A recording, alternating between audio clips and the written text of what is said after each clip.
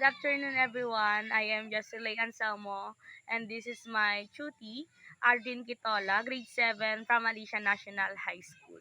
And this is our last session of reading assessment. And the first one that we will read is The Legend of the Hundred Islands. The Legend of the Hundred Islands.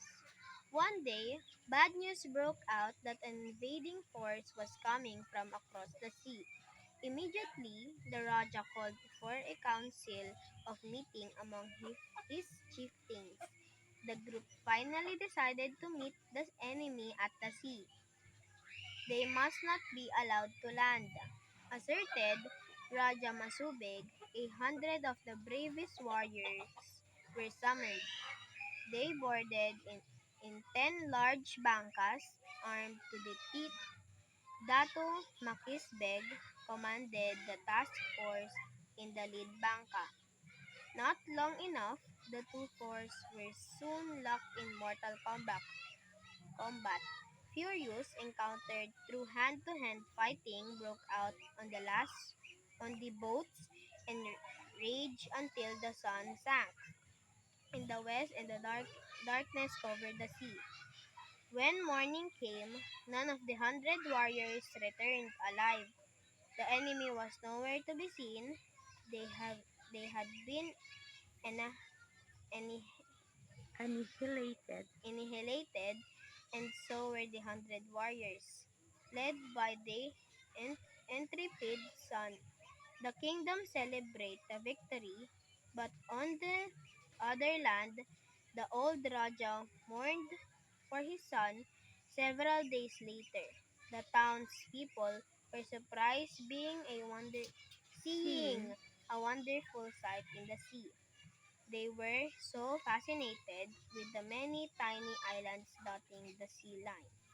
There were about 100 of these islets.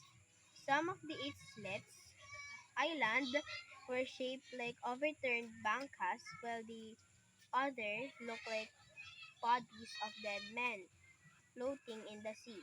The people believed that these were the 100 warriors who had sacrificed their lives in defense of their homes, for the people of Alimonos to remember them. The gods had immortalized them in form of islands so that they will watch over their native land forever.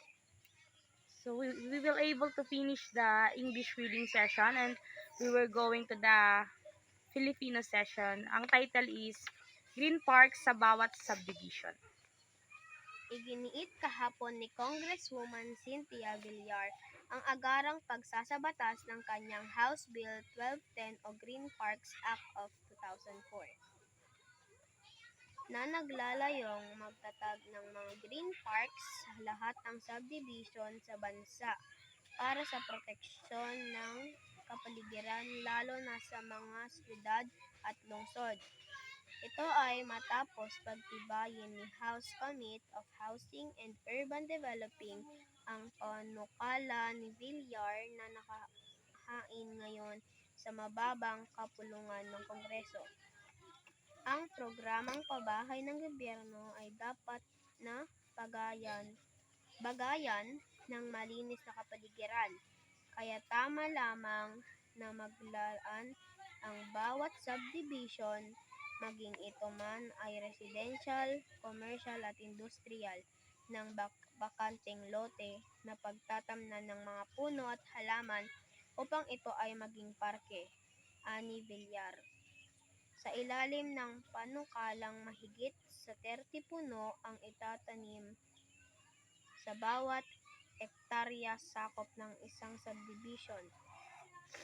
Kapag tuluyang naging batas ang mga naitayo ng subdivision, bago pa man ang panukala ay masasakop na rin ng Green Parks Act ang mga homeowners association na magtatayo ng green park sa kanilang subdivision ay makakakuha ng libreng buto at halamang itatanim mula sa DNR at DA.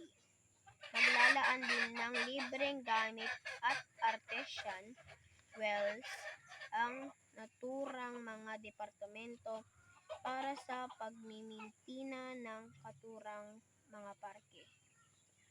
So, natapos na po namin yung English and Filipino session.